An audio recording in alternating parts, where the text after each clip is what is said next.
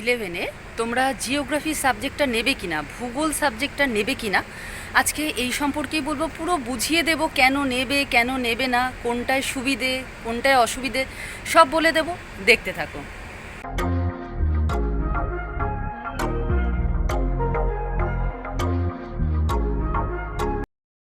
আচ্ছা, প্রথমে বলি যেটা নিয়ে তোমরা সব থেকে চারিদিক থেকে শোনো এবং ভাবো, ভয় পাও, সেটা হচ্ছে খরচ। দেখো, খরচের ব্যাপারটা কিন্তু খুব বেশি কিছু না। কিসে বেশি খরচ সেটা আমি বলে দিচ্ছি। ভর্তির সময় জিওগ্রাফি সাবজেক্টটা নিলে 100 বা 200 টাকা বেশি লাগবে ভর্তির সময়। প্রথমে বিভিন্ন স্কুলে কোথাও 100 বেশি লাগবে, কোথাও 200 লাগবে, কারণ এটা একটা প্র্যাকটিক্যাল সাবজেক্ট, প্র্যাকটিক্যাল থাকবে, সেই অনুযায়ী ল্যাবের জন্য একটা ফিজ নেওয়া হয় এক্সট্রা, শুরুতেই, বারবার নয়, সারা বছর নয়, শুধু শুরুতে। এছাড়া কি হবে, ইনস্ট্রুমেন্ট কিনতে হয় কিছু। তুমি যদি সব ইনস্ট্রুমেন্টও কেনো, সবাই সব ইনস্ট্রুমেন্ট কেনে না, তুমি যদি সব ইনস্ট্রুমেন্টও কেনো তাও 1000 টাকা খরচ পড়বে, তার বেশি কিন্তু নয়। এই দুটো খরচ। এছাড়া দেখো, যে খরচগুলো যদি ধরি, টিউশন যদি তুমি পড়ো, সব সাবজেক্টের পড়লে এটারও পড়বে, এর বদলে অন্য সাবজেক্ট নিলে সেটাও পড়বে। তাছাড়া বই কেনার কথা যদি বলো, হ্যাঁ, এটা একটা প্র্যাকটিক্যাল বই বেশি কিনতে হয়, কিন্তু বই তো সব সাবজেক্টে যদি তুমি কেনো এটাতেও কিনবে, তাহলে সব সাবজেক্টের থেকে ভর্তির সময় 100-200 টাকা বেশি, আর ইনস্ট্রুমেন্টের জন্য ওই যে বললাম 1000 টাকা মতন বেশি।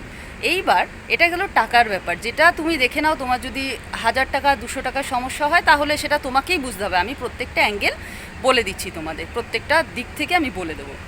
এইবার দেখো, কঠিন কিনা সেটা হলো, দেখো, এটা একটা সায়েন্সের মতন সাবজেক্ট, এটা প্র্যাকটিক্যাল থাকে।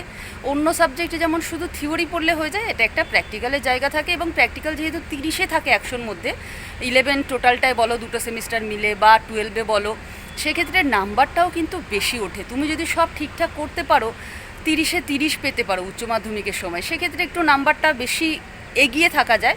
তেমনই হ্যাঁ, প্র্যাকটিক্যালের জন্য কিন্তু পড়তে হয়, এক্সট্রা করে প্র্যাকটিস করতে হয়, এবং আমি আমার অভিজ্ঞতা থেকে দেখেছি স্টুডেন্টরা প্র্যাকটিক্যালটাই কিন্তু বেশি মন দিয়ে করে, এবং এটা খুব ইন্টারেস্টিং, কঠিন কিছু না। হ্যাঁ, একটু কাজ করতে হয়, একটু পড়াশোনা করতে হয়।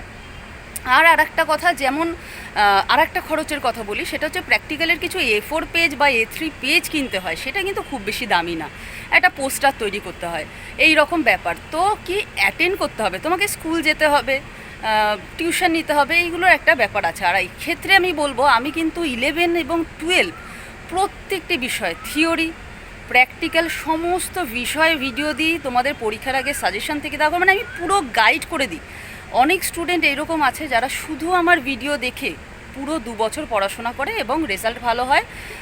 আমি তোমাদের কমেন্ট থেকেই বুঝতে পেরেছি, বহু স্টুডেন্ট এরকম আছে যাদের স্কুলে জিওগ্রাফির টিচার নেই, বা তারা টিউশন পড়ার টিচার পায় না, তারা কিন্তু আমার চ্যানেল থেকেই পুরোটা ফলো করে এবং পরীক্ষা দিতে পারে। সেক্ষেত্রে তোমরা যদি মনে করো টিউশন পড়বে না, সেই খরচটাও কিন্তু বাঁচিয়ে দিতে পারো।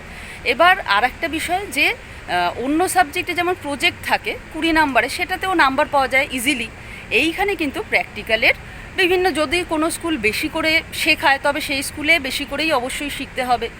মেন কথা হলো প্র্যাকটিক্যালের জন্য একটু কাজ করতে হবে, এবং আগেই যেটা বললাম ইনস্ট্রুমেন্ট কিনতে হবে, এটাই সমস্যা। থিওরি কিন্তু অন্যান্য বিষয়ের মতনই একই।